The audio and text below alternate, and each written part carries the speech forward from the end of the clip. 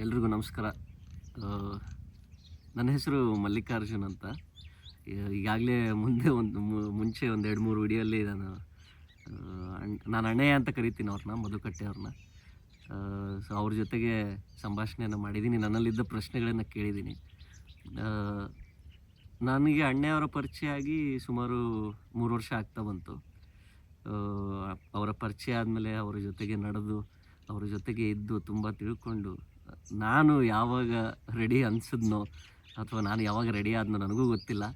ಆಗ ಅಣ್ಣಯ್ಯವರು ಕರೆದುಬಿಟ್ಟು ನನಗೆ ಮಾರ್ಗವನ್ನು ಕೊಟ್ಟರು. ನಾನು ಸಹ ಶರೀಫ್ ಅಜ್ಜನವರ ಮಾರ್ಗದಲ್ಲೇ ಇವಾಗ ನಡೀತಾ ಇದ್ದೀನಿ. ಸೊ ಇವಾಗ ಸುಮಾರು ವೀಡಿಯೋಸಲ್ಲಿ ಕಮೆಂಟ್ಸ್ ಬರ್ತಾ ಇದ್ದದನ್ನು ನೋಡ್ತಾ ಇದ್ವಲ್ವಾ, ಅದರಲ್ಲಿ ಒಂದು ಕಮೆಂಟಲ್ಲಿ ಬಂದಿರೋ ಪ್ರಶ್ನೆ ತುಂಬ ಇಂಟ್ರೆಸ್ಟಿಂಗ್ ಕ್ವಶನ್ ಅನ್ನಿಸ್ತು ನನಗೆ ಪರ್ಸ್ನಲ್ ಆಗಿ. ಸೊ ಹಾಗಾಗಿ ಅದ್ರ ಬಗ್ಗೆ ನಾನು ಅಣ್ಣಯ್ಯನ ಕೇಳಿದಾಗ ಸರಿ ಅದ್ರ ಬಗ್ಗೆ ಮಾತಾಡೋಣ ಅಂತಂದರು. ಸೊ ಆ ಪ್ರಶ್ನೆ ಬಗ್ಗೆ ಇವತ್ತು ಮಾತಾಡೋಣ ಅಂತ ಕೂತಿದ್ದೀವಿ. ಪ್ರಶ್ನೆ ಏನು ಅಂತಂದರೆ, ಯೋಗ ಮತ್ತು ಧ್ಯಾನ ಇವೆರಡರ ಮಧ್ಯೆ ಇರುವ ವ್ಯತ್ಯಾಸವೇನು ಅಥವಾ ವ್ಯತ್ಯಾಸ ಇದೆಯಾ, ಎರಡು ಏನು? ಯಾಕಂದರೆ ಇವಾಗ ಯೋಗ ಕ್ಲಾಸಸ್ಸಲ್ಲಿ ಧ್ಯಾನವನ್ನು ಹೇಳ್ಕೊಡ್ತಾರೆ, ಮೆಡಿಟೇಷನ್ ಕ್ಲಾಸಸ್ ಅಂತೇಳಿ ಮಾಡ್ತಾರೆ, ಯೋಗ ಕ್ಲಾಸಸ್ಸು ಮಾಡ್ತಾರೆ. ಸೊ ಹಾಗಾದರೆ ಇದು ಯೋಗ ಮೆಡಿಟೇಷನ್ ಒಂದೇನಾ ಬೇರೆನಾ? ತುಂಬ ಒಳ್ಳೆ ಪ್ರಶ್ನೆ ಆ್ಯಕ್ಚುಲಿ ಅದು. ನಾನು ಚಿಕ್ಕ ವಯಸ್ಸಲ್ಲಿ ನೋಡೋ ಹಾಗೆ ಯೋಗಾಸನ ಶಿಬಿರ ಅಂತ ಹಾಕಿರೋರು, ಅಂದರೆ ಯೋಗಕ್ಕೆ ಬೇಕಿರುವ ಆಸನಗಳದು. ಸೊ ಇವಾಗ ನಾವು ಮೊದಲು ಯೋಗ, ಆಸನ, ಧ್ಯಾನ ಇದನ್ನು ನೋಡುವಾಗ ಅಂದರೆ ಆಸನಗಳು ಯೋಗ ಅಲ್ವಾ ಅಂತ ನಾವು ಕೇಳ್ಬೋದು. ಈಗ ಯೋಗ ಅಂದರೆ ಏನು? ಪತಂಜಲಿ ಹೇಳೋದು ಯೋಗ ಅಂದರೆ ನಾವು ಚಿತ್ತವೃತ್ತಿ ನಿರೋಧ, ಯೋಗಶ್ಚ ಚಿತ್ತವೃತ್ತಿ ನಿರೋಧ. ಅಂದರೆ ನನಗೆ ಸಾವಿರಾರು ಥಾಟ್ಸ್ ಯಾವಾಗಲೂ ಓಡ್ತಾ ಇರುತ್ತೆ, ಹಾಗಾಗಿ ನನ್ನನ್ನು ಕಂಡ್ಕೊಳ್ಳೋಕೆ ಕಷ್ಟ ಆಗ್ತಾಯಿದೆ. ಅದಕ್ಕೋಸ್ಕರ ನೀನು ಯೋಗವನ್ನು ಕಲಿಬೇಕು.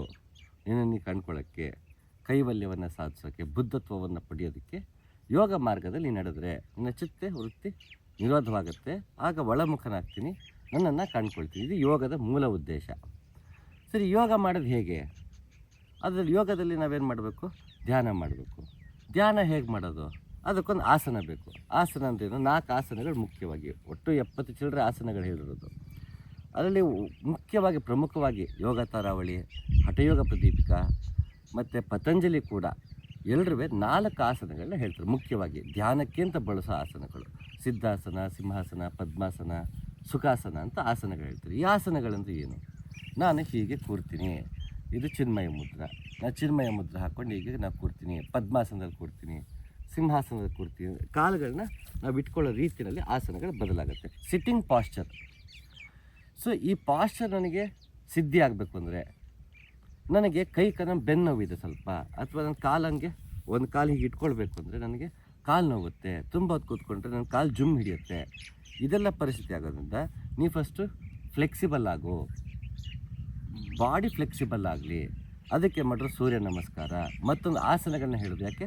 ಇನ್ನು ಬಾಡಿ ಫ್ಲೆಕ್ಸಿಬಲ್ ಆದರೆ ತುಂಬ ಹೊತ್ತು ಹೀಗೆ ಕೂರೋದಕ್ಕೆ ಸಾಧ್ಯ. ಅದಕ್ಕೋಸ್ಕರ ಆಸನಗಳು ಹೇಳಿದ್ದು. ಯಾವುದು? ಈ ವ್ಯಾಯಾಮ ಥರದ ಆಸನಗಳು. ಇದೆಲ್ಲ ಏನಕ್ಕೆ ಅಂದರೆ ನಾನು ಸ್ಥಿರವಾಗಿ ತುಂಬ ಹೊತ್ತು ಕೂರೋದಕ್ಕೆ. ಅದಕ್ಕೆ ಪತಂಜಲಿ ಏನು ಹೇಳ್ತಾನೆ? ಸ್ಥಿರ ಸುಖ ಆಸನ. ಯಾವ ಆಸನದಲ್ಲಿ ತುಂಬ ಹೊತ್ತು ಕಂಫರ್ಟಬಲಾಗಿ ಕೂರೋಕ್ಕಾಗತ್ತೋ ದಟ್ ಈಸ್ ಆಸನ ಅಂತಾನೆ. ಸೊ ನೀವಾಗ ಹಿಂಗೆ ಕೂತಿದ್ಯಪ್ಪ, ನಿಂಗೆ ಕಂಫರ್ಟ್ ಹಿಂಗಿದೆಯಾ, ಇದೇ ನಿನ್ನ ಆಸನ. ಇಲ್ಲ ನಾನು ಹಿಂಗೆ ಕೂತ್ಕೊಂಬರ್ತೀನಿ, ಅದು ನನ್ನ ಆಸನ. ಯಾವುದ್ರಲ್ಲಿ ತುಂಬ ಹೊತ್ತು ಕೂರೋಕ್ಕಾಗತ್ತೆ ಅದು ಆಸನ. ಸೊ ಇದು ಆಸನ. ಆಸನ ಯಾಕೆ ಬೇಕು ಮನುಷ್ಯನಿಗೆ? ನಂಗೆ ಧ್ಯಾನ ಮಾಡೋಕ್ಕೆ. ಏನು ಧ್ಯಾನ ಮಾಡ್ತೀಯಾ?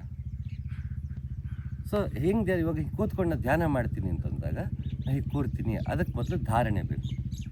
ಯೋಗದಲ್ಲಿ ಇವಾಗ ಒಂದು ಆಸನಗಳು ಬೇರೆ, ನಮಗೆ ಯೋಗ ಬೇರೆ. ಯೋಗ ಸಿದ್ಧಿ ಆಗೋದಕ್ಕೆ ಆಸನಗಳ ಅವಶ್ಯಕತೆ ಅಷ್ಟೇ ಹೊರತು ಈ ಯೋಗದಲ್ಲಿ ವ್ಯಾಯಾಮಗಳೇ ಯೋಗ ಅಲ್ಲ, ಅದೇ ಧ್ಯಾನ ಅಲ್ಲ. ಹಾಗಾದರೆ ಯೋಗ ಅಂದ್ರೇನು? ಅದಕ್ಕೆ 8 ಅಂಗಗಳು ಅಂತ ಹೇಳ್ತಾನೆ ಪತಂಜಲಿ.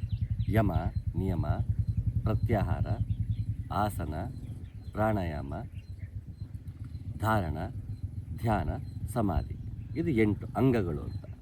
ಅಂದರೆ ಮನುಷ್ಯ ಒಂದಷ್ಟನ್ನು ನಿಯಮಗಳನ್ನ ಪಾಲಿಸಬೇಕು. ಬೆಳಗ್ಗೆ 6 ಗಂಟೆಗೆ ಹೇಳಬೇಕು, ಮತ್ತೊಂದು ನಿಯಮಗಳು.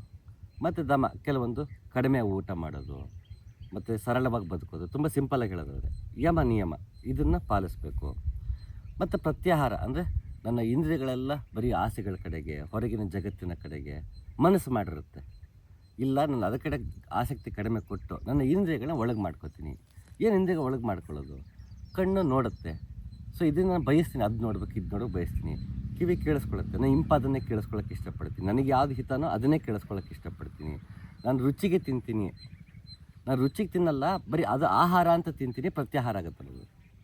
ರುಚಿಗೆ ತಿಂದರೆ ರುಚಿ ತಪ್ಪಲ್ಲ ಅದು, ಅಂದರೆ ಅದು ನಮಗೆ ವ್ಯಾಮೋಹವನ್ನು ಹೆಚ್ಚಿಸುತ್ತೆ. ಅದು ಬೇಕು ಇದು ಬೇಕು ಅಂತ ಹೆಚ್ಚುತ್ತೆ. ನಾಳೆಗೆ ರುಚಿ ಕಡೆಗೆ ಗಮನ ಕೊಟ್ಕೊಂಡಿರೋ ಜೀವನ ಅದ್ರ ಕಡೆಗೆ ಒಲವಿರುತ್ತೆ. ನಾನು ರುಚಿ ಅಂತ ತಿನ್ನೋದಿಲ್ಲ, ಅದನ್ನು ಆಹಾರ ಅಂತ ತಿಂತೀನಿ ಅಂದಾಗ ನಂಗೆ ಏನು ಕೊಟ್ಟರು ತಿಂತೀನಿ. ಸೊ ನನ್ನ ಜೀವನದಲ್ಲಿ ಏನು ಕೊಟ್ಟರು ನಾನು ತಿಂದಾಗ ನನಗೆ ಅದು ಬೇಕು ಇದು ಬೇಕು ಅನ್ನೋದ್ರಲ್ಲಿ ಇದು ಕೂಡ ಒಂದಲ್ವಾ.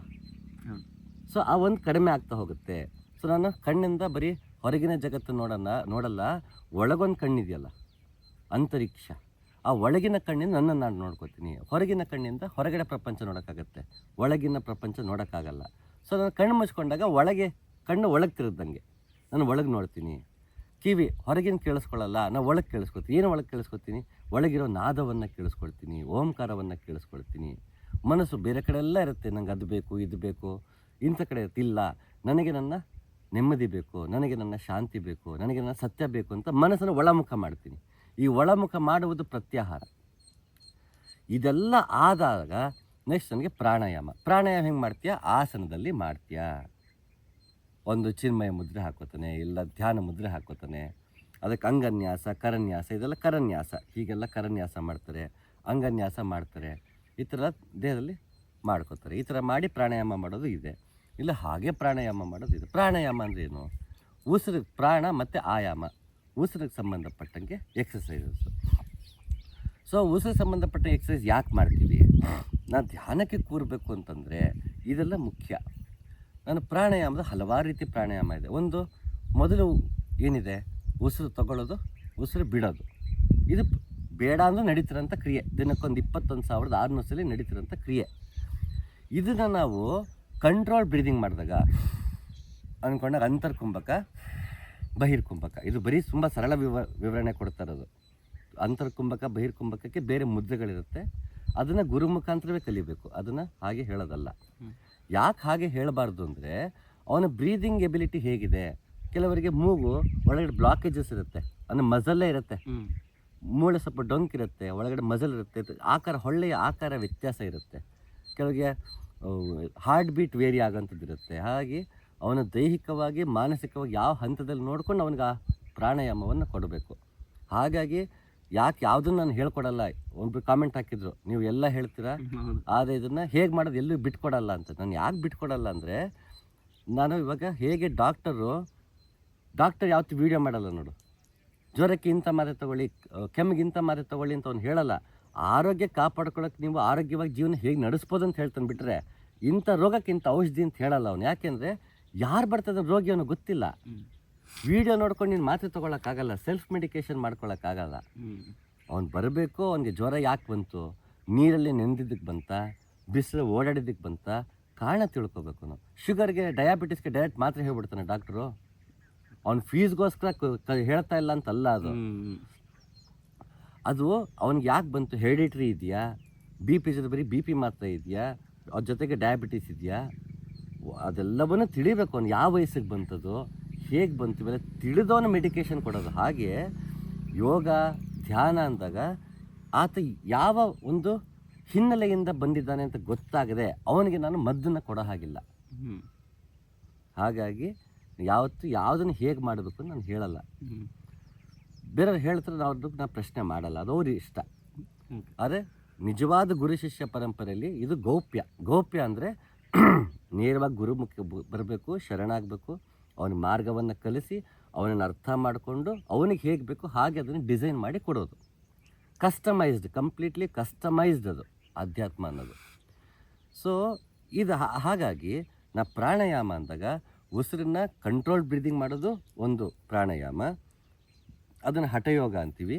ಇಲ್ಲ ನಾ ಹಠಯೋಗ ಮಾಡಲ್ಲ, ರಾಜಯೋಗ ಅಂದರೆ ಉಸಿರು ತಾನಾಗೆ ಆಡ್ತಾ ಇದೆ, ಅದನ್ನು ಗಮನಿಸ್ತಾ ಕೂರೋದು. ನನಗೆ ಹೇಗೆ ಬೇಕು ಹಾಗೆ ಉಸಿರಾಡೋದು. ಅದನ್ನು ಯಾಕೆ ಬಳಸ್ತಾರೆ? ಮೂಲಾಧಾರ ಜಾಗೃತಿ ಪಡಿಸೋಕ್ಕೆ, ಮಣಿಪುರಕ್ಕೆ ಹೋಗೋಕ್ಕೆ, ಅಲ್ಲಿಂದ ಅನಾಹತಕ್ಕೆ ಬರೋಕ್ಕೆ. ಅದು ಕಂಟ್ರೋಲ್ ಬ್ರೀದಿಂಗು.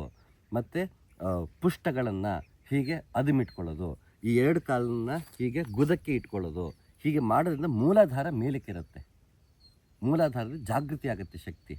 ಅದಕ್ಕೆ ಬಲವಂತವಾಗಿ ಅದನ್ನು ಮೂಲಾಧಾರವನ್ನು ಜಾಗೃತಿಗೊಳಿಸುವಂಥ ಕ್ರಿಯೆ. ಅದಕ್ಕೆ ಪರ್ಟಿಕ್ಯುಲರ್ ಆಗಿ ಹೀಗೆ ಬ್ರೀದ್ ಮಾಡಬೇಕು ಅಂತಿರುತ್ತೆ ಪ್ರಾಣಾಯಾಮ. ಅದಕ್ಕೆ ಅಂತ ಲೆಗ್ ಪೋಸ್ಚರ್ಸ್ ಇರುತ್ತೆ, ಅದಕ್ಕೆ ಅಂತ ಹ್ಯಾಂಡ್ ಪೋಸ್ಚರ್ಸ್ ಇರುತ್ತೆ. ಊರ್ಧ್ವಮುಖವಾಗಿ ಹೀಗೆ ಕೂತ್ಕೋಬೇಕಾಗತ್ತಲ್ಲಿ, ಕಾಲನ್ನ ಹೀಗೆ ಹಿಂದೆ ಇಟ್ಕೋಬೇಕಾಗತ್ತೆ, ಉಡ್ಡಿಯಾನ ಬಂದ ಅಂತೆಲ್ಲ ಬರುತ್ತೆ. ಅದು ಹೀಗೆ ನಾವು ವಜ್ರಾಸನ ಥರ ಮುಂದೆ ಹೀಗೆ ಕೂತ್ಕೊಳ್ಳೋಂಥ ಕ್ರಿಯೆಗಳು ಬರುತ್ತೆ. ಹಾಗೆ ಊರ್ಧ್ವಮುಖವಾಗಿ ಬೆನ್ನು ನೇರವಾಗಿ ಇಟ್ಕೊಂಡು ಗುದವನ್ನು ಇಮ್ಮಡಿಯಿಂದ ಅದಿಮಿಟ್ಕೊಂಡು ಎಲ್ಲವನ್ನು ನವರಂಧ್ರಗಳಿಂದ ವಾಯುವನ್ನು ತಡೆ ಹಿಡಿದಾಗ ವಾಯು ಏನಾಗುತ್ತೆ, ಪ್ರಾಣವಾಯು ಏನಾಗುತ್ತೆ, ಪ್ರಾಣ ಮೇಲಕ್ಕೆ ಹೋಗುತ್ತೆ. ಅದು ಮೇಲಕ್ಕೆ ಹೋಗುವಾಗ ಮೂಲಾಧಾರ ಜಾಗೃತವಾಗುತ್ತೆ. ಇದು ಒಂದು ರೀತಿ. ಇನ್ನೊಂದು ಎಲ್ಲ ಸರಳವಾಗಿ ಹೇಳ್ತಾರೆ ಅದನ್ನು, ಇಲ್ಲಿಂದ ಸೋರತಿ ಹೋದ ಮನೆಯ ಮಾಳಿಗೆ, ಇಲ್ಲಿಂದ ಅಮೃತ ರಸ ಸೋರ್ತಿರುತ್ತೆ, ಇಲ್ಲಿಂದ ಹೊರಟು ಕಿರಿನಾಲಿಗೆ ಇಲ್ಲಿಂದ ಬೀಳ್ತಿರುತ್ತೆ, ನಾಲ್ಗೆ ಕೆಳಗಿಂದ ಬರ್ತಿರುತ್ತೆ. ಇದು ಸದಾ ಮೂಲಾಧಾರಕ್ಕೆ ಹೋಗಿ ಹೋಗಿ ಬೀಳ್ತಿರುತ್ತೆ. ಸೋರತಿ ಹೋದ ಮನೆಯ ಮಾಳಿಗೆ, ಆ ಜ್ಞಾನದಿಂದ ಕಾಲಕತ್ತಲೆಗೆ ನಾನು ಮೇಲಕ್ಕಿರಿ ಹೋಗಲಾರೆ. ಈ ಹಾಡವಾಗ ಏನು ಮಾಡ್ತೀವಿ, ಸೋರತಿ ಹೋದ ಮನೆಯ ಮಾಳಿಗೆ ಅಜ್ಞಾನದಿಂದ. ಟ್ಯೂನ್ಗೋಸ್ಕರ ಪಾಪ ಹಂಗೆ ಹಾಡ್ರದ ಹೊರತು ಸಾಲ ಹಂಗಿಲ್ಲ. ಸೋರತಿ ಹೋದ ಮನೆಯ ಮಾಳಿಗೆ ಅಜ್ಞಾನದಿಂದ ಕಾಲಕತ್ತಲೆಯೊಳಗೆ ನಾನು ಮೇಲಕ್ಕೇರಿ ಹೋಗಲಾರೆ. ಹಾಡವಾಗ ಏನು ಮಾಡಿದರೆ ಸೋರತಿ ಹೋದ ಮನೆಯ ಮಾಳಿಗೆ ಅಜ್ಞಾನದಿಂದ ಅಜ್ಞಾನದಿಂದ ಮನೆ ಮಾಳಿಗೆ ಸೋರ್ತಾ ಇಲ್ಲ. ಈ ರೀತಿ ಇದನ್ನ ಇಟ್ಕೊಂಡೆ ಪಾಪ ಎಷ್ಟು ಜನ ಅದನ್ನು ತತ್ವಪದ ಬಿಡಿಸಿ ಹೇಳಕ್ಕೆ ಹೋಗ್ತಾರೆ. ತುಂಬ ದೊಡ್ಡವರು ಅವರು, ಅವ್ರ ಬಗ್ಗೆ ನಾನು ಹೆಸರು ಹೇಳಲ್ಲ. ಅವ್ರ ಪಾಪ ಸೋರತಿ ಹೋದ ಮನೆಯ ಮಾಳಿಗೆ ಅಂತ ತಕ್ಷಣ ಮನಸ್ಸು ಸೋರ್ತಾ ಇದೆ, ಅದು ನಿಮ್ಮ ಹಿಂಗೆ ದೇಹ ಹಿಂಗೆ ಮಾಡ್ಕೊಂಡ್ಬಿಟ್ಟಿದ್ದೀರಾ ಏನೋ ಪಾಪ ಹೇಳ್ತಾರೆ. ತಪ್ಪಲ್ಲ, ಅವ್ರು ಯೋಗ ಮಾರ್ಗದಲ್ಲಿ ಇಲ್ಲ, ಅವ್ರಿಗೆ ಗೊತ್ತಿರೋದು ಹೇಳ್ತಾರೆ. ಅದರಿಂದನೂ ಬೆನಿಫಿಟ್ ಸಿಗುತ್ತೆ. ಮನಸ್ಸು ಬಗ್ಗೆ ಹೇಳ್ತಾ ಇದ್ದಾರೆ, ಮನಸ್ಸು ಹಿಂಗೆ ಸೋರುತ್ತೆ ಅಂತ ಮನಸ್ಸು ಸಮಾಧಾನ ಪಡ್ಕೊಳ್ಳೋಕೆ ಆ ತತ್ವಪದ ಬಳಸ್ಬೋದು, ನಾನು ಇಲ್ಲ ಅಂತ ಹೇಳಲ್ಲ. ಆದರೆ ಸೋರತಿ ಹೋದ ಮನೆಯ ಮಾಳಿಗೆ ಅಜ್ಞಾನದಿಂದ ಕಾಲಕತ್ತಲೆಯೊಳಗೆ ನಾನು ಮೇಲಕ್ಕೇರಿ ಹೋಗಲಾರೆ, ಮೂಲಾಧಾರದಿಂದ ಮೇಲಕ್ಕೆ ಹೋಗ್ತಾ ಇಲ್ಲ. ಅದು ಎಲ್ಲಿಂದ ಅಮೃತ ರಸ ನಮ್ಗೆ ಗೊತ್ತಿಲ್ಲದೆ ಸುರಿತಿರೋದ್ರಿಂದ ಮೂಲಾಧಾರಕ್ಕೆ ಬೀಳ್ತಿರೋದ್ರಿಂದ ಆ ಮೂಲಾಧಾರ ನಿದ್ದೆಯಲ್ಲೇ ಇರುತ್ತದು, ಅಂದರೆ ಮಲಿಗೆ ಇರುತ್ತದು.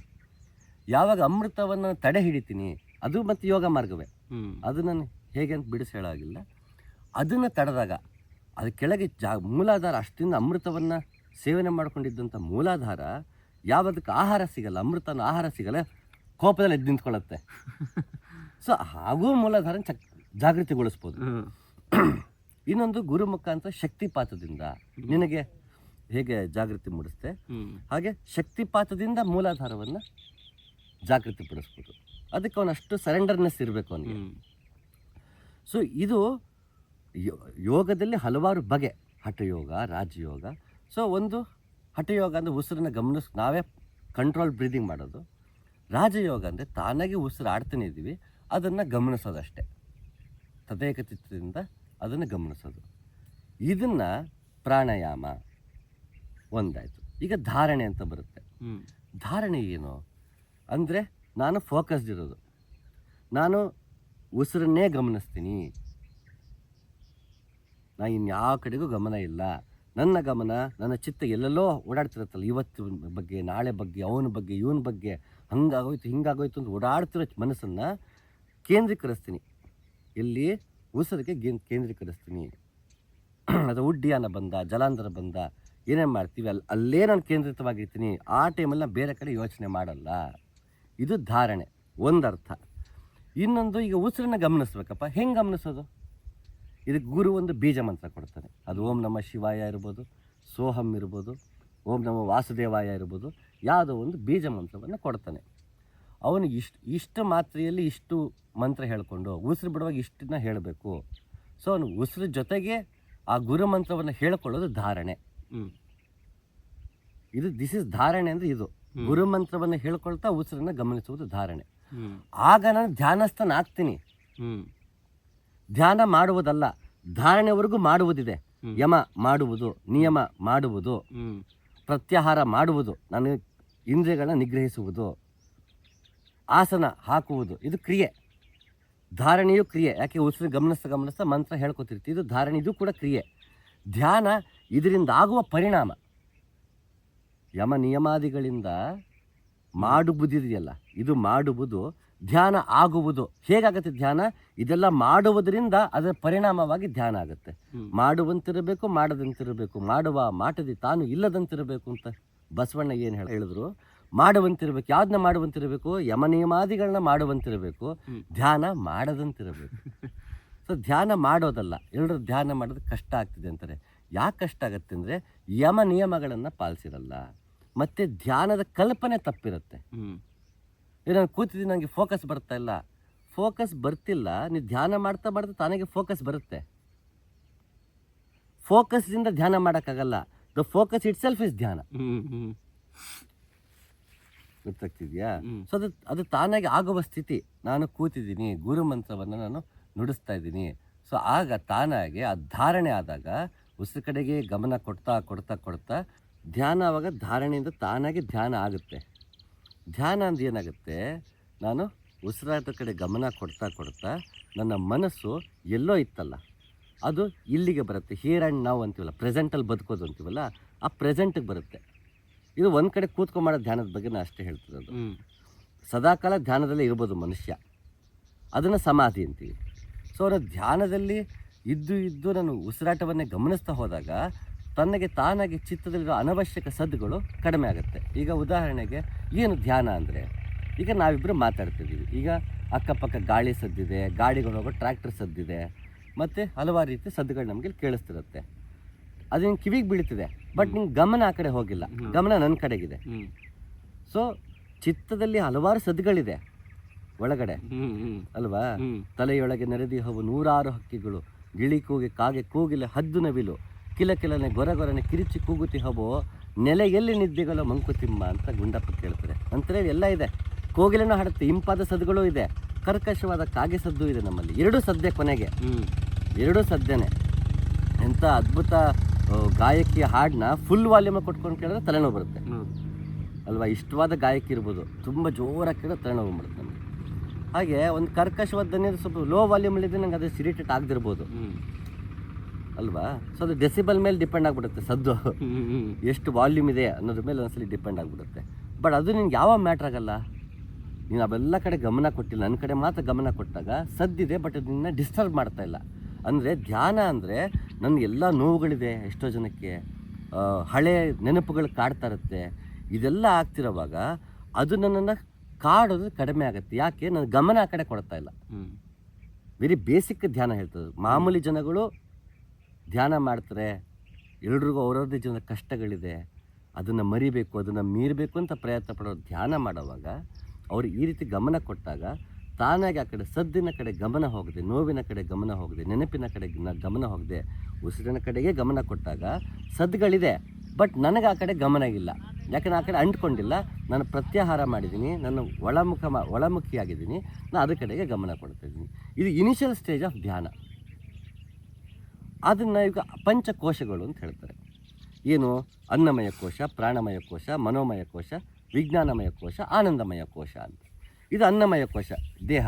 ನಾವು ಕೂತ್ಕೊಂಡು ಧ್ಯಾನ ಮಾಡಬೇಕಾದ್ರೆ ನನ್ನ ದೇಹದ ಅನುಭವ ಇದೆ, ಇದು ಮತ್ತು ಧ್ಯಾನ ಮಾಡಿಲ್ಲ, ನನ್ನ ದೇಹದ ಅನುಭವ ನನಗಿದೆ. ಇದು ಅನ್ನಮಯ ಕೋಶ.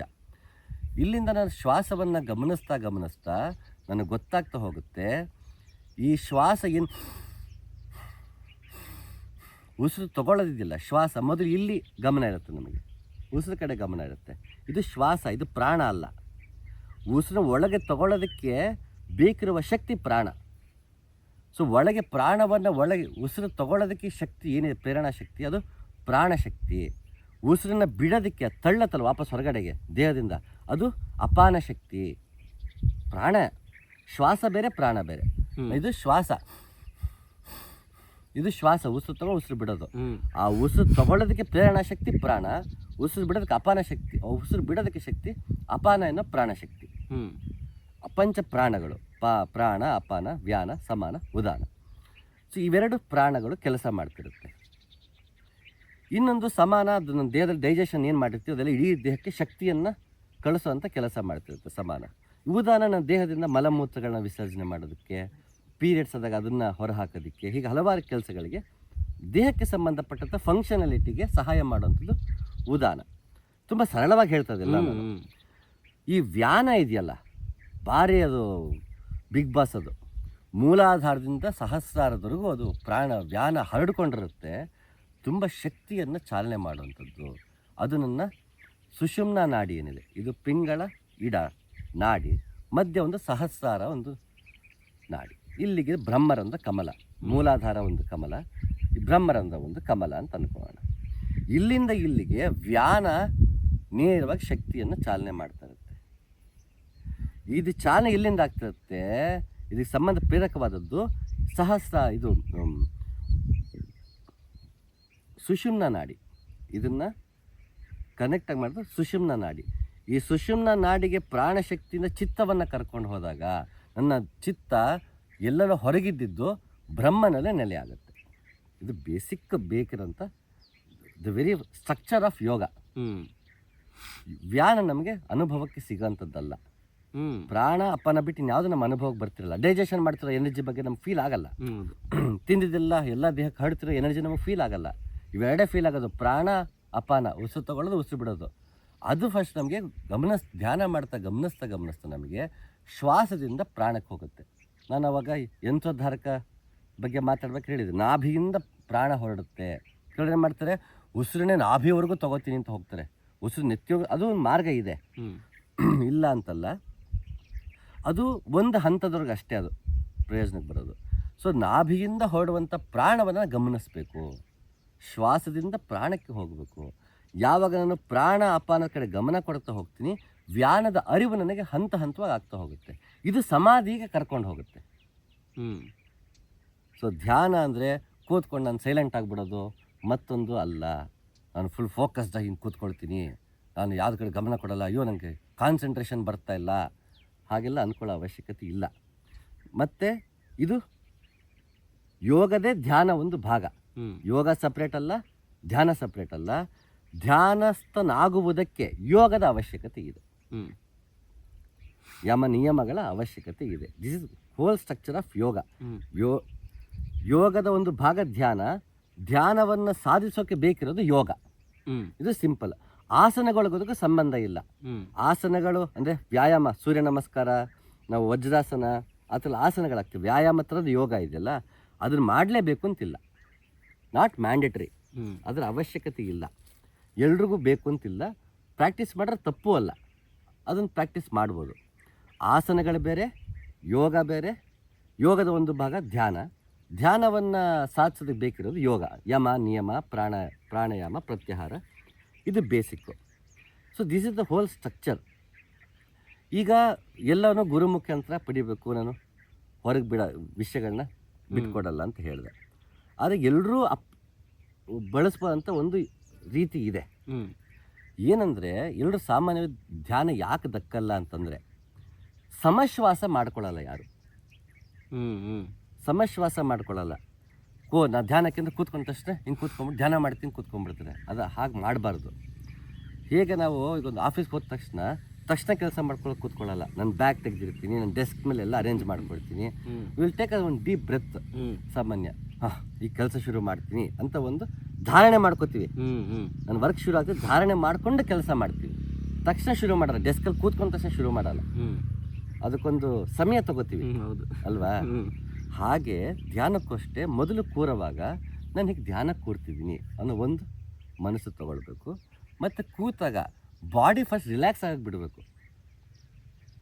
ಮತ್ತು ಹಾರ್ಟ್ ಬೀಟು ಬ್ರೀದಿಂಗು ಚೇಂಜ್ ಆಗಿ ಓಡಾಡಿರ್ತೀವಿ, ಮತ್ತೊಂದು ಮಾಡಿರ್ತೀವಿ. ಹಾರ್ಟ್ ಬೀಟು ಮತ್ತು ಬ್ರೀದಿಂಗ್ ವೇರಿ ಆಗಿರುತ್ತೆ. ಅದು ಫಸ್ಟು ಕೂಲ್ ಆಗೋದಕ್ಕೆ ಬಿಡಬೇಕು ನಾವು. ಫಸ್ಟ್ ಹಾರ್ಟ್ ಬೀಟ್ ಕೂಲ್ ಆಗಬೇಕು, ಅಂದರೆ ನಾರ್ಮಲ್ಲಿಗೆ ಬರಬೇಕದು. ಯಾಕೆ ಅಲ್ಲಿಂದ ಎದ್ದು ಬಂದು ಕೂತಿರ್ತೀವಿ, ಮತ್ತೊಂದು ಮಾಡಿರ್ತೀವಿ. ಕೂತಾಗ ಅದು ಹಾರ್ಟ್ ಬೀಟ್ದು ರೀತಿ ಬದಲಾಗುತ್ತೆ, ಉಸಿರಾಟದ ಬದಲಾಗುತ್ತೆ. ಅದು ವಾಪಸ್ ನಾರ್ಮಲ್ ಆಗೋರು ಕಾಯಬೇಕು. ನಾರ್ಮಲ್ ಆಗೋರು ಕೂತ್ಕೊಂಡು ಸ್ವಲ್ಪ ಹೊತ್ತು ಸುಮ್ಮನೆ ಕೂತಿರ್ಬೇಕು. ಧ್ಯಾನ ಮಾಡ್ತೀನಿ ಅಂತ ಹೋಗಬಾರ್ದು. ಒಂದು ನಿಮಿಷ ಬಾಡಿ ಫಸ್ಟ್ ರಿಲ್ಯಾಕ್ಸ್ ಆಗಬೇಕು, ಮೈಂಡ್ ರಿಲ್ಯಾಕ್ಸ್ ಆಗಬೇಕು. ಒಂದು 5 ನಿಮಿಷ ಸುಮ್ಮನೆ ಕೂರಬೇಕು, ಧ್ಯಾನ ಮಾಡ್ತೀನಿ ಅಂತ ಹೋಗಬಾರ್ದು. ನೆಕ್ಸ್ಟು ಸಮಶ್ವಾಸ ಮಾಡ್ಕೋಬೇಕು. ಅದನ್ನು ನಾನು ಹೇಳ್ಕೊಡ್ಬೋದು, ಯಾರು ಬೇಕಾದ್ರೂ ಪ್ರಾಕ್ಟೀಸ್ ಮಾಡ್ಬೋದು ಅದನ್ನು. ಸಮಶ್ವಾಸ ಅಂದರೆ 1 2 3 4 5 1 2 3 4 5 ಉಸಿರು ತಗೊಳ್ತಾ ಮನಸ್ಸಲ್ಲೇ 1 2 3 4 5 ಕೌಂಟ್ ಮಾಡ್ಕೋಬೇಕು. 1 2 3 4 5 ಮತ್ತು ಸೇಮ್ ಸ್ಪೀಡಲ್ಲೇ ಕೌಂಟು 1 2 3 4 5. ಅಂದರೆ ಸಾಮಾನ್ಯವಾಗಿ ಈಗ ಉದಾಹರಣೆ, ಉಸಿರು ತೊಗೊಳಕ್ಕೆ 2 ಸೆಕೆಂಡ್ ಬೇಕಾಗತ್ತೆ ಅಂತ ಅನ್ಕೋ. ಉಸಿರು ಬಿಡೋಕೆ 1 ಸೆಕೆಂಡ್ ಸಾಕು. ನಾರ್ಮಲ್ ಆಗಿ ಉಸಿರು ತೊಗೊಳ್ಳೋದು ನಿಧಾನ ತೊಗೋತೀವಿ. ಉಸಿರು ಬಿಡೋ ಅರ್ಧ ಪ್ರಮಾಣದಲ್ಲಿ ಉಸಿರು ಬಿಡ್ತಿರ್ತೀವಿ. ನಾರ್ಮಲ್ಲ ಬ್ರೀದ್ ಮಾಡೋವಾಗ ಡ್ಯೂರೇಷನ್ ಕಡಿಮೆ ಇರುತ್ತೆ ಸಾಮಾನ್ಯ. ಹಾಗಾಗಿ ಅದನ್ನು ನಾವು ಸರಿ ಮಾಡ್ಕೊಳ್ಬೇಕು. ಸರಿ ಅಂದರೆ ಧ್ಯಾನಕ್ಕೆ ಬೇಕಾದ್ರೆ ಸಮಶ್ವಾಸ ಅಭ್ಯಾಸ ಆಗಬೇಕು. ಅಂದರೆ ಎಷ್ಟು ಪ್ರಮಾಣದಲ್ಲಿ ಎಷ್ಟು ಹೊತ್ತು ನೀವು ಉಸಿರು ತಗೋತೀಯೋ ಅಷ್ಟೇ ಹೊತ್ತು ಉಸಿರನ್ನ ಆಚೆ ಬಿಡಬೇಕು. 1 2 3 4 5 ಉಸಿರು ತಗೊಂಡು 1 2 3 4 5 ಉಸಿರು ಬಿಟ್ಟು ಈ ಥರ ಒಂದು 10 ಸಲ ಮಾಡಬೇಕು. 10 ಸಲ ಉಸಿರನ್ನ 1 2 3 4 5 ಅಂತ ಕೌಂಟ್ ಒಳಗೆ ತೊಗೊಂಡು 1 2 3 4 5 ಅಂತ ಉಸಿರನ್ನ ಹೊರಗೆ ಬಿಡಬೇಕು. ಈ ಥರ 10 ಸಲಿನಾರು ಮಾಡ್ಬೇಕು ಕನಿಷ್ಠ.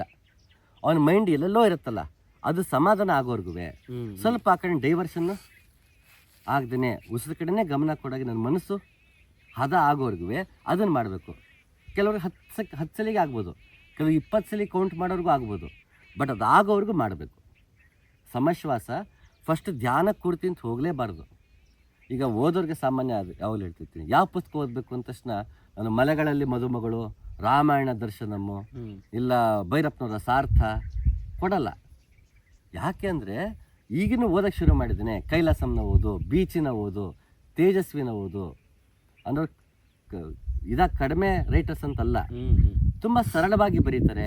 ಅದು ಸ್ವಲ್ಪ ಹಾಸ್ಯ ಇರುತ್ತೆ ಮತ್ತು ನಮ್ಮನ್ನು ಇಂಟ್ರಿಗ್ಯೂಯಿಂಗಾಗಿ ಕರ್ಕೊಂಡೋಗೋದಕ್ಕೆ, ನಮ್ಮ ತಕ್ಷಣ ನಮ್ಮನ್ನ ಒಳಗೆ ಕರ್ಕೊಂಡೋಕ್ಕೆ ತುಂಬ ಸರಳವಾದ ಒಂದು ಆಕರ್ಷಣೀಯವಾದ ಬರವಣಿಗೆ ಶೈಲಿ ಅವ್ರದ್ದು. ತುಂಬ ಪ್ರಭಾವಿ ಶೈಲಿ ಅದು. ಮತ್ತು ಅಷ್ಟೇ ಘನವಾದ ವಿಷಯನೇ ಹೇಳ್ತಾರೆ ಅವ್ರವೇ. ಅದು ಹೇಳಿ ತುಂಬ ಸರಳವಾಗಿ ಹೇಳ್ತಾರೆ, ಓದಿಸ್ಕೊಂಡು ಹೋಗ್ಬಿಡ್ತಾರೆ. ಹಾಗಾಗಿ ಫಸ್ಟ್ ಅಲ್ಲಿಂದ ಶುರು ಮಾಡಿ. ಯಾಕಂದ್ರೆ ಮೊದಲು ಓದೋದೇ ಅಭ್ಯಾಸ ಇದ್ರೆ ಓದಕ್ಕೆ ಕೂತ್ಕೊಂಡು ನಿದ್ದೆ ಬಂದ್ಬಿಡುತ್ತೆ. ಮತ್ತು ಅವ್ರು ಕೆಲವೊಂದು ಪದ ಬಳಕೆಗಳು ಹೇಗಿರುತ್ತೆ ಅಂದರೆ ಅದು ಮತ್ತೆ ಡಿಕ್ಷನರಿ ಇಟ್ಕೊಂಡು ಕೂರಬೇಕು ಅಂಥ ಪದ ಬಳಕೆಗಳು ಇರುತ್ತೆ. ಕೆಲವೊಬ್ರದ್ದು ವರ್ಬಾಸಿಟಿ ಅಂತ ಅಂತೀವಿ, ವೊಕ್ಯಾಬ್ಯುಲರಿ ಅಂತ ಅಂತೀವಿ, ತುಂಬ ಮಹತ್ತಾಗಿ ಘನವಾಗಿರುತ್ತೆ. ಆ ಪದಗಳು ನಮ್ಗೆ ಅರ್ಥ ಆಗಲ್ಲ. ಉದಾಹರಣೆ, ಫ್ರೆಡ್ರಿಕ್ ನೀಶೆದು ಬಿಯಾಂಡ್ ಗುಡ್ ಆ್ಯಂಡ್ ಇವಿಲ್ ಅಂತ ಪುಸ್ತಕ ನನ್ನ ನೆಚ್ಚಿನ ಲೇಖಕ, ಓಷರ್ ನೀಶಿಂದ ಪರಿಚಯ ಆಗಿದ್ದು ಅವನು. ಆ ಬಿಯಾಂಡ್ ಗುಡ್ ಆ್ಯಂಡ್ ಇವಿಲ್ ನನಗೆ ಅರ್ಥನೇ ಆಗ್ತಿಲ್ಲ. ಯಾಕೆಂದರೆ ಒಂದು the very expression it self is very unique. ಜೊತೆಗೆ ಅವನು ಬಳಸೋ ಪದ ಬಳಕೆಗಳು ತುಂಬ ಎಷ್ಟು ಯುನಿಕ್ ಅಂದರೆ ನಮ್ಮ ಶಶಿ ತರೂರ್ಗಿಂತ ಕಾಂಪ್ಲಿಕೇಟೆಡ್ ಇಂಗ್ಲೀಷ್ ಒಂದು ಅರ್ಥವೇ ಆಗಲ್ಲ. ಶಶಿ ತರೂರ್ಗೂ ಬಹುಶಃ ಕಷ್ಟ ಆಗ್ಬೋದು ನೀಶೆ, ಅಷ್ಟು ಕ್ಲಿಷೆ ಅವನು ಇಂಗ್ಲೀಷು. ಹಾಗಾಗಿ ತುಂಬ ಕಷ್ಟ ಆಯಿತು ನೀಶೆನ ಓದೋದಕ್ಕೆ. ನೀಶೆನಾಗ್ಬೋದು, ಸಿಗ್ಮೆಂಟ್ ಫ್ರಾಯ್ಡ್ನ, ಬರ್ನಾರ್ಡ್ ಶಾ, ಇವರೆಲ್ಲ ತುಂಬ ಕಷ್ಟ ಆದರು ನನ್ನ ಮೊದಲು ಓದೋದಕ್ಕೆ. ಯಾಕೆಂದರೆ ಅವನ ಪದಗಳೇ ನಂಗೆ ಅರ್ಥ ಆಗ್ತಿಲ್ಲ. ಡಿಕ್ಷನರಿ ಅವಾಗೆಲ್ಲ ಇಂಟರ್ನೆಟ್ ಇಲ್ದಿರೋ ಕಾಲ. ನಾನು ಕಾಲೇಜಲ್ಲಿ ಓದ್ತಿದ್ದಾಗ ಡಿಕ್ಷನರಿನೇ ಇಟ್ಕೋಬೇಕಿತ್ತು. ಆ ಪದನ ಮತ್ತಲ್ಲಿ ಹುಡುಕಿ ಅದು ನೋಡ್ಕೊಂಬರೋಸಕ್ಕೆ ವಿಷಯದಿಂದ ದೂರ ಆಗ್ಬಿಡ್ತಿದ್ದೆ. ಸೊ ಅವಾಗ ಏನು ಮಾಡಿದೆ, ಫಸ್ಟ್ ಎಲ್ಲ ಪದ ಗೊತ್ತಿರೋ ಪದಗಳಿಗೆಲ್ಲ ಫಸ್ಟ್ ಡಿಕ್ಷನರಿ ಹುಡುಕಿ ಅಲ್ಲಿ ನೋಟ್ ಮಾಡೋದು ಫಸ್ಟ್ ನಾನು. ಯಾಕೆಂದರೆ ಓದೋ ಒಂದು ಫ್ಲೋನ ಓದಬೇಕಲ್ಲ ಅಂತ ಇಡೀ ಬುಕ್ನ ನಾನು ಮಾರ್ಕ್ ಮಾಡಿದ್ದೆ.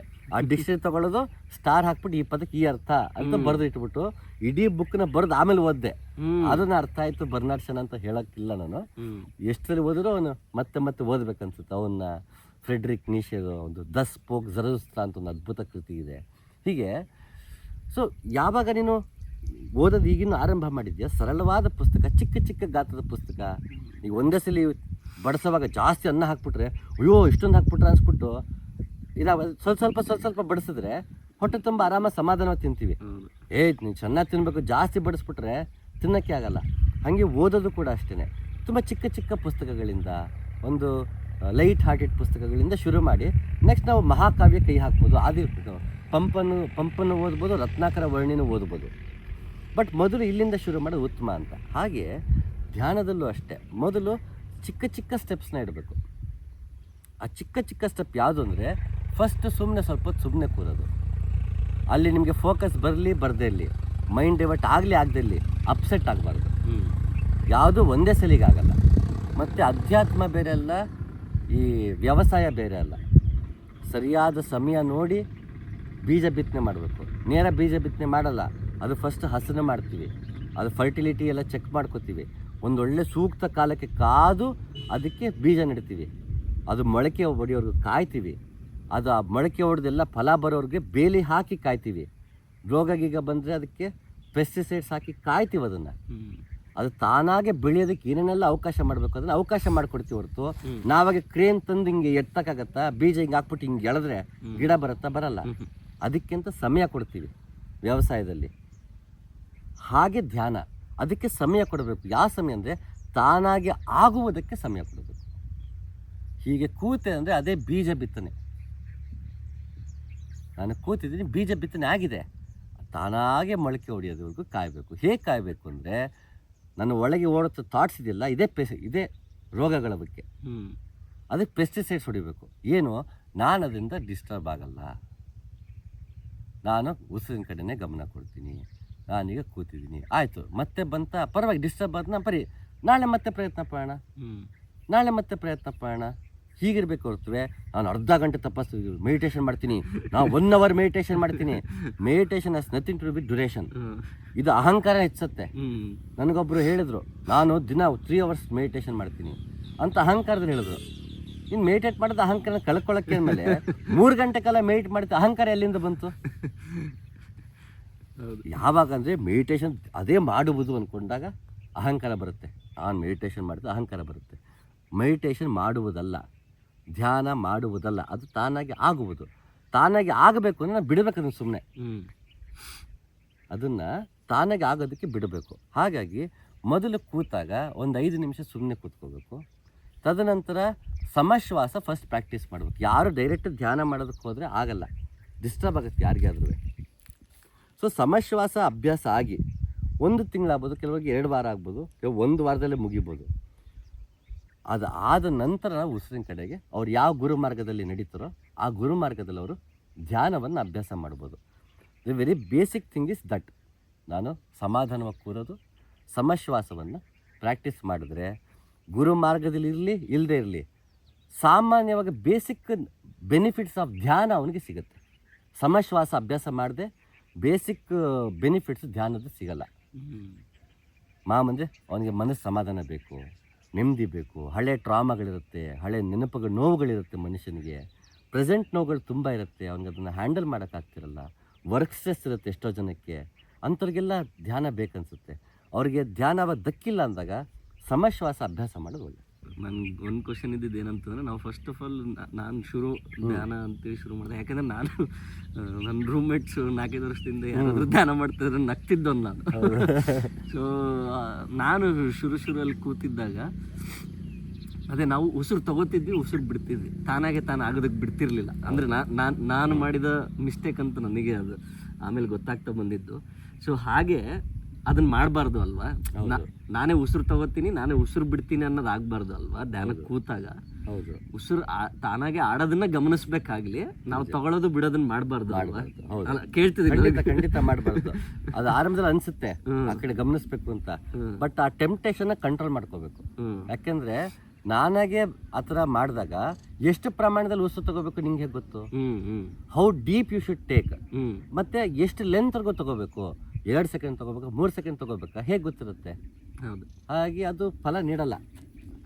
ಆಮೇಲೆ ಇನ್ನೊಂದು ಅದೇ ಒಂದು ಕ್ರಿಯೆ ಆಗ್ಬಿಡುತ್ತೆ. ಸೊ ಹಾಗಾಗಿ ಅದರಿಂದ ಏನ್ ದಕ್ಬೇಕೋ ಅದು ಹೌದು ದಕ್ಕೋದಿಲ್ಲ. ಹಿಂಗೆ ಹಲುಸಿನೇಷನ್ ಜಾಸ್ತಿ ಆಗತ್ತೆ ನೋಡಿ. ನಾ ಧ್ಯಾನ ಮಾಡ್ತೀನಿ ಯಾಕಂದ್ರೆ ಟೈಮ್ ಇಡ್ತಿದ್ವಿ 30 ಮಿನಿಟ್ಸ್, ಇವತ್ತು 40 ಮಿನಿಟ್ಸ್ ಮಾಡ್ಬೇಕು, ಎದ್ದೇಳ್ಬೇಕು ಅನಿಸ್ತಿರುತ್ತೆ, ಇಲ್ಲ ಇನ್ನು 10 ನಿಮಿಷ ಕೂರ್ಬೇಕು ಅಂತ.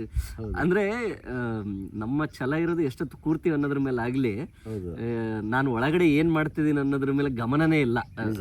ಸೊ ಆ ಸಮಸ್ಯೆ ಪ್ರಾಬಬ್ಲಿ ಸುಮಾರು ಜನಕ್ಕೆ ಆಗ್ತಿರುತ್ತೆ. ಮೊದಲ ಶುರು ಮಾಡಿದವ್ರಿಗಂತೂ ಡೆಫಿನೆಟ್ಲಿ ಆಗ್ತಿರುತ್ತೆ ಅನ್ಸುತ್ತೆ. ಖಂಡಿತ. ನಾನು ಧ್ಯಾನ ಮಾಡ್ತೀನಿ ಇರುತ್ತೆ ಇವತ್ತು ಅಷ್ಟು. ಮತ್ತೆ ಇನ್ನೊಂದು ಸಮಸ್ಯೆ ಏನಾಗುತ್ತೆ, ಈ ಕಣ್ಮುಚ್ಚ ನಂಗೆ ಕಣ್ ಬಿಡಕ್ಕೆ ಆಗಲ್ಲ ಅಂತಂತಾರೆ. ನಿನ್ಗೆ ಯಾಕೆ ಕಣ್ ಬಿಡಕ್ಕೆ ಆಗ್ತಿಲ್ಲ ಅಂದ್ರೆ ಹೊರಗಡೆ ಜಗತ್ತಿನ ಸುಖವಾಗಿಲ್ಲ, ಹೊರಗಿನ ಜಗತ್ತಲ್ಲಿ ಸುಖವಾಗಿಲ್ಲ. ಇಲ್ಲೋ ಅಟ್ಲೀಸ್ಟ್ ಇಲ್ಲ ನೆಮ್ಮದಿ ಸಿಗತ್ತಲ್ಲ ಅಂತ ಕೂತ್ಕೊಂಡ್ಬಿಟ್ರೆ ಹಂಗಾಗಲ್ಲ. ಹಂಗಾರೆ ನಿಮ್ಗೆ ಅಷ್ಟು ಒಳ್ಳೆ ನೆಮ್ಮದಿ ಸಿಗ್ತಾ ಮನಸ್ಸೊಳಗಡೆ, ಆ ನೆಮ್ಮದಿನ ನೀನು ಜೀವನದಲ್ಲೂ ಕಾಣಿಸ್ಕೋಬೇಕು. ಇಲ್ಲ ನನಗೆ ಎಸ್ಕೇಪ್ ಆದಂಗೆ ಆಗುತ್ತೆ. ನಂಗೆ ಜೀವನದಲ್ಲಿ ಸುಖ ಇಲ್ಲ, ಇಲ್ಲೇ ತುಂಬ ಹೊತ್ತು ಕೂತ್ಕೋತೀನಿ ಅಂದರೆ ರಿಯಾಲಿಟಿಯಿಂದ ದೂರ ಹೋಗ್ತಾ ಇದೀವಿ ಅಂತ. 24 ಗಂಟೆ ಕಣ್ಣು ಮುಚ್ಕೊಂಡೆ ಕೂತ್ಕೊಳ್ಳೋಕ್ಕಾಗಲ್ಲ ಅಲ್ಲ. ಈಗ ಆಸ್ಪತ್ರೆಯಲ್ಲಿ ಐ ಫೀಲ್ ಸೆಕ್ಯೂರ್ಡ್ ಅಂದ್ಬಿಟ್ಟು ಜೀವನ ಪೂರ್ತಿ ಆಸ್ಪತ್ರೆಯಲ್ಲೇ ಕಳಿಯೋಕ್ಕಾಗಲ್ಲ ನಾನು. ಅನಾರೋಗ್ಯ ಆಯಿತು, ಆಸ್ಪತ್ರೆಗೆ ಹೋದೆ, ಗುಣ ಆದ ತಕ್ಷಣ ಹೊರಗೆ ಬಂದು ಮತ್ತೆ ಆರೋಗ್ಯ ಕಾಪಾಡ್ಕೊಳ್ಳೋದೇ ಗಮನ ಕೊಡಬೇಕು. ಒಂದೊಂದು ದುಡ್ಡಿದೆ, ನಾನು ಪದೇ ಆಸ್ಪತ್ರೆಗೆ ಹೋಗ್ಬಿಡ್ತೀನಿ, ಪದೇ ಸುಮ್ಮನೆ ಆರೋಗ್ಯ ಕೆಡಿಸ್ಕೊಂಡು ಹೆಂಗೆ ಬೇಕು ಹಂಗೆ ಬದುಕೋದು, ಮತ್ತೆ ಆಸ್ಪತ್ರೆಗೆ ಹೋದ್ರೆ ಅರ್ಥ ಇದೆಯಾ? ಅಥವಾ ಅಲ್ಲಿದ್ದರೆ ನಾನು ICU ಬದುಕೇ ಇರ್ತೀನಿ ಅಂದ್ಬಿಟ್ಟು ನಾನು ಸುಮ್ಮನೆ ICU ಇದ್ರೆ ಪ್ರಯೋಜನ ಇದೆಯಾ? ಹೊರಗೆ ಬರಬೇಕಲ್ವ ನಾನು.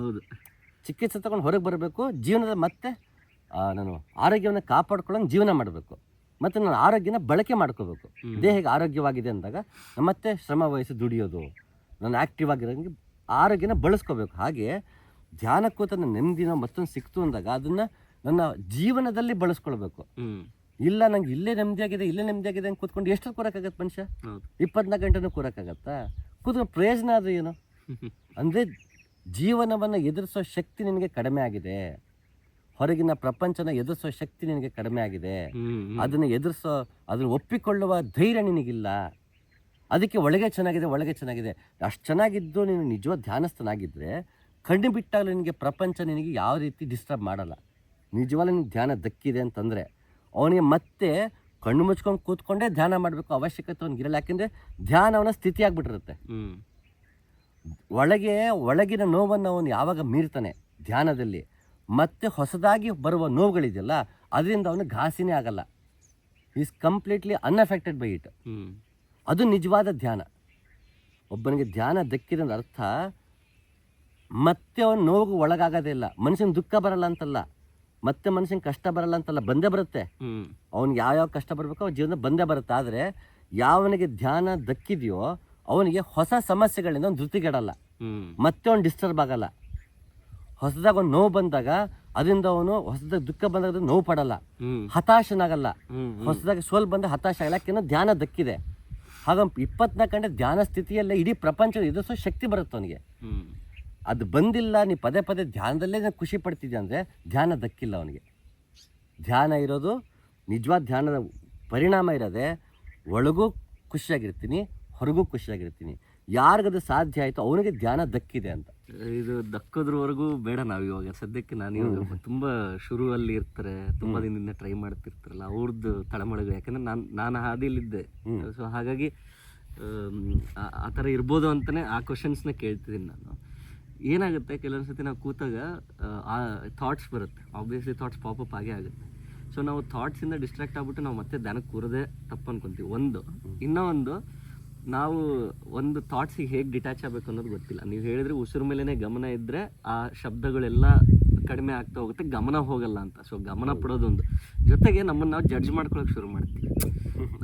ನಾನು ತುಂಬ ಕೆಟ್ಟವನೇನೋ, ನನ್ನ ತಲೆಯಲ್ಲಿ ಈ ಥರ ಆಲೋಚನೆಗಳು. ಸೊ ಅದೇನಾಗುತ್ತೆ, ಆ ಆಲೋಚನೆಗಳ ಹಿಂದೆ ಹೋದಾಗ ಅದ್ರ ಹಿಂದೆ ಜಡ್ಜ್ಮೆಂಟಲ್ಲಿ ಒಂದು ಬರುತ್ತಲ್ಲ, ಸೊ ಅದು ಮತ್ತೆ ನಾನು ಕೂರೋದಕ್ಕೂ ಹಿಂಜರಿಸ್ಬೋದಲ್ವಾ? ಖಂಡಿತ. ಅದನ್ನ ತಡೆಗಟ್ಟೋದು ಹೇಗೆ? ನಿಜ. ಒಂದು ಇನ್ಫಿನಿಟಿ ಕಾಂಪ್ಲೆಕ್ಸ್ ಬಂದ್ಬಿಡುತ್ತೆ. ನನ್ನ ಕೈಲಿ ಆಗ್ತಲ್ವೇನೋ, ನನ್ನಲ್ಲಿ ಇಷ್ಟೆಲ್ಲ ಗಲೀಜಿದೆಯಾ, ಹೀಗೆಲ್ಲ ಯೋಚನೆ ಮಾಡ್ತೀನಿ ನಾನು. ಆ್ಯಕ್ಚುಲಿ ಪ್ರತಿ ಕ್ಷಣ ಹಾಗೆ ಇರ್ತೀವಿ, ನಾವು ಯೋಚನೆ ಮಾಡ್ತಿರ್ತೀವಿ. ಈಗ ಉದಾಹರಣೆ, ನಮ್ಮ ಮನೆ ಒಳಗಿರ್ತೀನಿ, ಸ್ವಲ್ಪ ಮೆತ್ತ ಸೌಂಡ್ ಕೇಳಿಸಿರುತ್ತೆ. ಆಚೆ ಕಡೆ ಬಾಗಲ್ ಜಾಸ್ತಿ ಕೇಳಿಸುತ್ತೆ. ಆಗ ಮುಂಚೆ ಸೌಂಡ್ ಇರಲಿಲ್ವಾ? ಇತ್ತು, ನಾನು ಗಮನ ಕೊಟ್ಟಿಲ್ಲ. ಯಾವಾಗ ನಾನು ಒಳಮುಖನಾಗ್ತೀನಿ, ಕೂತ್ಕೊಂಡು ಧ್ಯಾನಕ್ಕೆ ಅಂತ ಕೂತಾಗ ನನಗೆ ಬೇರೆ ಕಡೆ ಕೆಲಸ ಬಗ್ಗೆ ಯೋಚನೆ ಮಾಡುವಾಗ ಅದ್ರ ಕಡೆ ಗಮನ ಕಡಿಮೆ ಹೋಗಿರುತ್ತೆ. ಯಾವಾಗ ಬೇರೆ ಏನೂ ಮಾಡ್ತಿಲ್ಲ ಕಣ್ಣು ಮುಚ್ಕೊಂಡು ಕೂತ್ಕೊಂಡಾಗ ಅದು ವಾಲ್ಯೂಮ್ ಜಾಸ್ತಿ ಆಗುತ್ತೆ ಹೊರತುವೆ ನೀನಾಗ ಹೊಸದಾಗಿ ಏನು ಥಾಟ್ಸ್ ಮೂಡ್ತಾ ಇಲ್ಲ. ಅದು ಚಿತ್ತ ಇರೋದೇ ಹಾಗೆ, 1 ಸೆಕೆಂಡ್ಗೆ 1000 ಯೋಚನೆಗಳನ್ನ ಉತ್ಪತ್ತಿ ಮಾಡ್ತಿರುತ್ತೆ. ನೀನು ಗಮನ ಕೊಡದೇ ಇರು. ನನ್ನ ಪಾಡಿನ ಏನೋ ಕೆಲಸ ಮಾಡ್ಕೊಂಡಿದ್ದಾಗ 1000 ಕೇಳಿಸೋ ಕಡೆ 10 ಕೇಳಿಸುತ್ತೆ ಅಥವಾ 100 ಕೇಳಿಸುತ್ತೆ. ಯಾವಾಗ ಕಣ್ಣು ಮುಚ್ಕೊಂಡು ಕೂತ್ಕೋತೀವಿ 1000ದಲ್ಲಿ 900 ಕೇಳಿಸುತ್ತೆ. ಬಟ್ ಆ ಹೊಸದಾಗಿ ಮೂಡಿರೋ ಥಾಟ್ಸ್ ಅಲ್ಲ ಅವು.